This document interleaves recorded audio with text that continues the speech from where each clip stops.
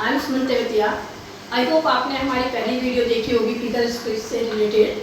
तो उसमें मैंने आपको डिटेल में बताया था कि फिगर स्पीच क्या है और कितने मार्क्स की आती हैं, ये डिटेल मैंने आपको बताई थी। और उसमें मैंने आपको सिम्पली भी बताई थी, सिम्पली की डिटेल बता दी थी।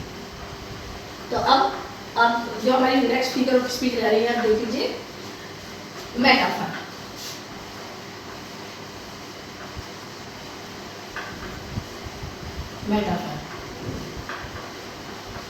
मेटाफर बिल्कुल सिम्बली की तरह होता है। अब ये मान लीजिए कि सिम्बली में और मेटाफर में बहुत ही कम डिफरेंस होता है, क्योंकि मेटाफर में भी कंपैरिजन होता है, सिम्बली में भी कंपैरिजन होता है।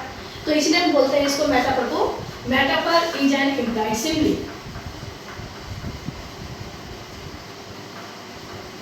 Metaphor is an implied simply.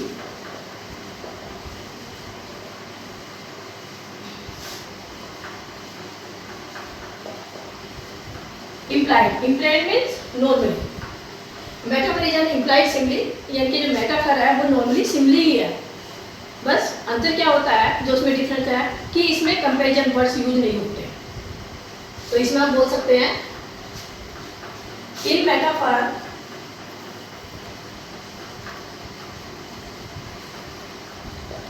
Comparison is made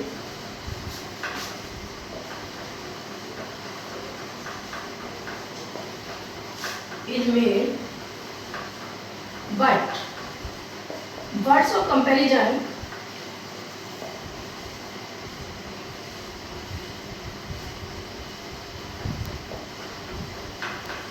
are not used।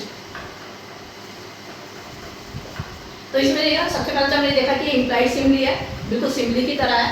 और जो इसकी डेफिनेशन देखें तो in metaphor comparison is made, इनमें मेटाफर में कंपैरिजन तो होता है, but words of comparison are not use. लेकिन जो वर्ड्स ऑफ कंपैरिजन होते हैं, जो सिम्बली में यूज होते हैं, लाइक एज सो, वे यूज नहीं होते। सिर्फ इतना ही अंतर होता है। एग्जांपल देख लीजिए स्टूडेंट्स इनके।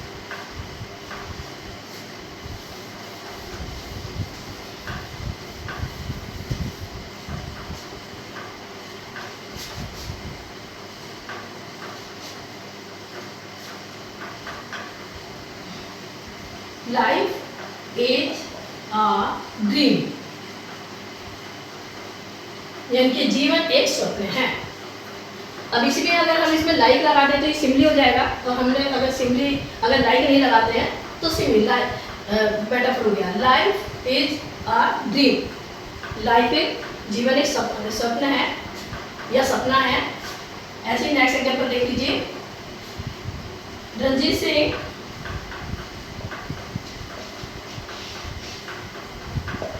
was the lion of Punjab.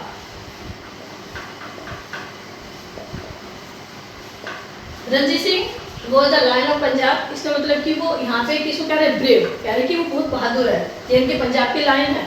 तो इसमें क्या, हमने इसमें ये नहीं कहा कि लायन की तरह है, यानी कि वो पंजाब के लायन है। तो यहाँ पे मेटाफर यूज हो गया।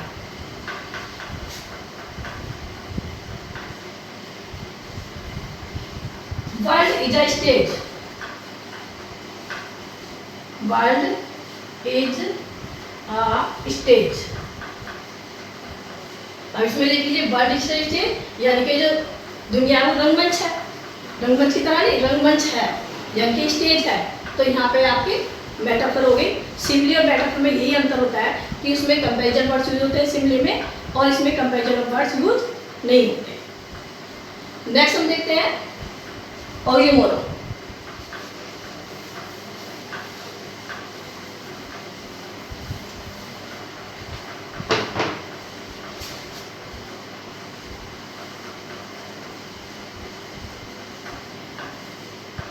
ऑक्सीमोरन स्टूडेंट समझने में बहुत इजी है, आप इसको इजीली समझ लेंगे कि ऑक्सीमोरन में क्या होता है। टू डिफरेंट आइडियाज इसमें रखे जाते हैं, यानी कि जो आपने अब तक अपोजिट वर्ड यूज किए, लर्न किए हैं, वो आप यहाँ पे बहुत हेल्पफुल होंगे आपके लिए। कि यहाँ पे इसकी सबसे इजीली पहचान जो होती है यही होती है कि इसमें अपोजिट वर्ड का यूज होता है। तो इन ऑक्सीमोरन आप देख लीजिए, पहले इसमें क्या होता है, क्या है, इन opposite ideas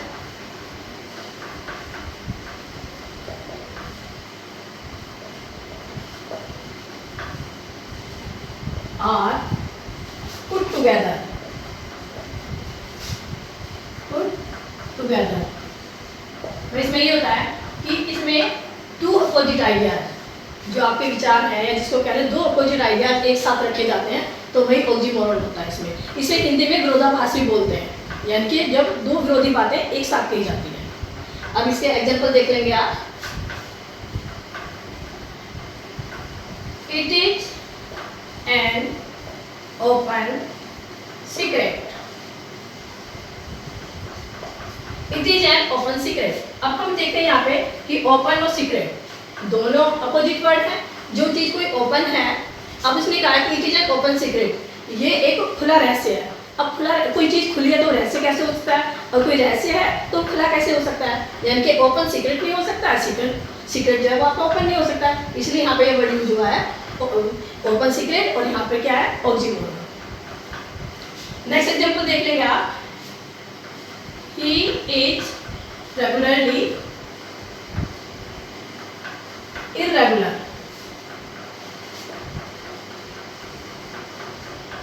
he is regularly irregular. अब ये रेगुलर और इररेगुलर दोनों अपोजिट वर्ड है, लेकिन ही इज रेगुलरली इररेगुलर, वो लगातार इररेगुलर चल रहा है। तो यहाँ पे रेगुलर और इररेगुलर दोनों अपोजिट वर्ड यूज हुए हैं, तो यहाँ पे ऑक्सीमोरन हो गया। और देख लीजिए,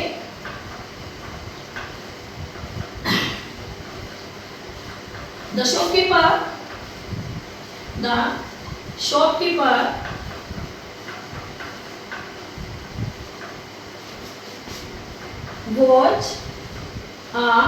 was an honest robber। तो स्टूडेंट देख लीजिए, यहाँ पे जो शॉपकीपर है उसके लिए बोला है ऑनेस्ट और रोबर, यानी कि जो ऑनेस्ट है वो रोबर कैसे हो सकता है, जो रोबर है वो ऑनेस्ट कैसे हो सकता है। तो यहाँ पे ऑनेस्ट और Rober, so you can say it is oxymoron. Clear. Next देखते हैं हाइपरबोल।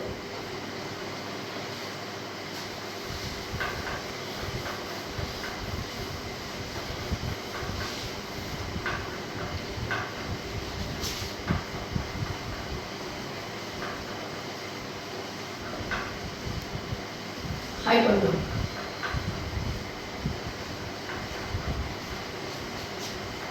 जब हम इसको बोलते हैं तो वास्तव में जब हम इसका यूज करते हैं वास्तव में ब्यूटीफुल सेंटेंस होता है, सुनने में बड़ा अच्छा लगता है।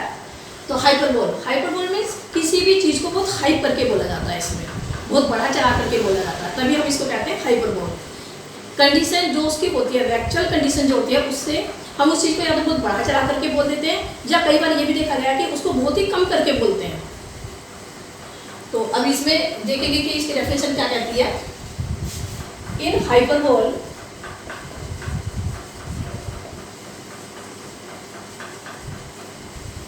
person or things, persons or things are represented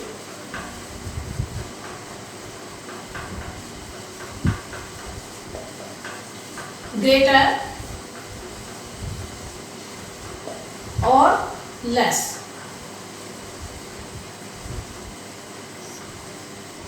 better or worse, better or worse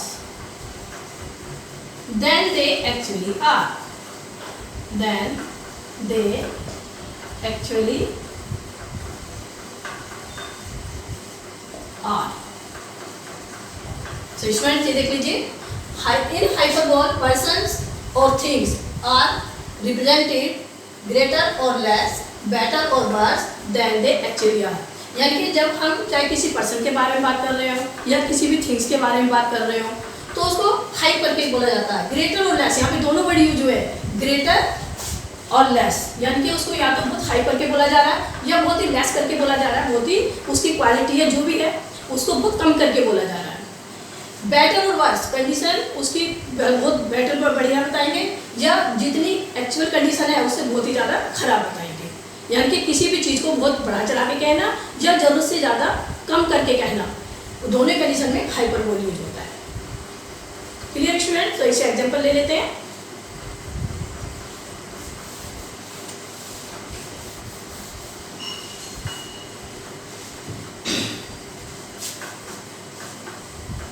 example देख लीजिए।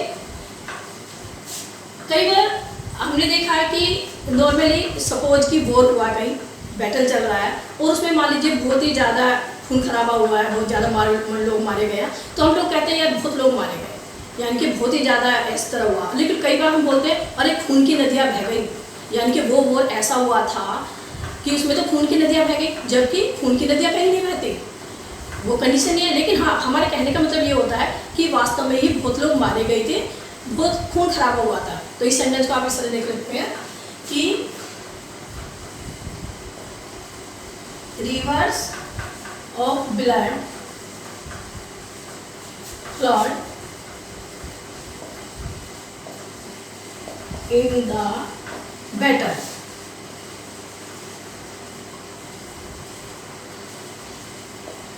Rivers of blood flowed in the battle, यानी कि युद्ध में खून की नदियाँ बह गई। तो यही हो गया। इसको फिर हमने खून की नदियाँ बह गई यानी कि बहुत लोग मारे गए, लेकिन खून की नदियाँ पे हमने उसमें ये हमारे कहने का मतलब ये है कि बहुत ज़्यादा लोग मारे गए। उसको हमने इस तरीके से बोला, जब हमने इसका हाइपरबोल का यूज किया, हमने इसको बहुत हाइपर के बोला, तो यहाँ पे हो गया आपका हाइपरबोल। नेक्स्ट एग्जाम्पल आप ले सकते हैं, सी वेप्ट ओशियन ऑफ टीयर्स। तो स्टूडेंट्स इसका मतलब है कि वो बहुत रोई। सी वेप्ट ओशियन ऑफ टीयर्स यानी कि वो समुद्र आंसू रोई। अब कोई समुद्र आंसू नहीं रो सकता। हमारे कहने का तो मतलब सिर्फ इतना है कि वो बहुत ज़्यादा रोई, लेकिन हमने इसको कैसे बोला कि वो समुद्र आंसू रोई। कोई भी समुद्र आंसू नहीं रो सकता। तो इस तरीके से हमने इसके रोने को बहुत हाइपर के बोला है। अब नेक्स्ट एग्जाम्पल आप देख सकते हैं, I saw 10,000 elephants. 10,000 elephants at a glance. At a glance. तो इसमें क्या कहा? I saw 10,000 elephants at a glance, यानी कि मैंने एक ही झलक में, एक ही ग्लिम्स में 10,000 एलिफेंट देखे, जबकि इतना पॉसिबल नहीं है कि एक ही ग्लिम्स में आप एक ही झलक में 10,000 एलिफेंट देख लें। तो स्टूडेंट्स, आई होप आपको ये क्लियर हो गया होगा, समझ में आ गया होगा। तो आज हमने 3 फिगर्स ऑफ स्पीच ली, इसमें ऑक्सीमोरॉन, हाइपरबोल और मेटाफोर। आई होप आपको समझ में आ गया होगा। फिर अब आपके 3 फिगर्स ऑफ स्पीच और बचती हैं, उनको नेक्स्ट टाइम में लेते हैं। थैंक यू, आप इनको देखिए। Thank you.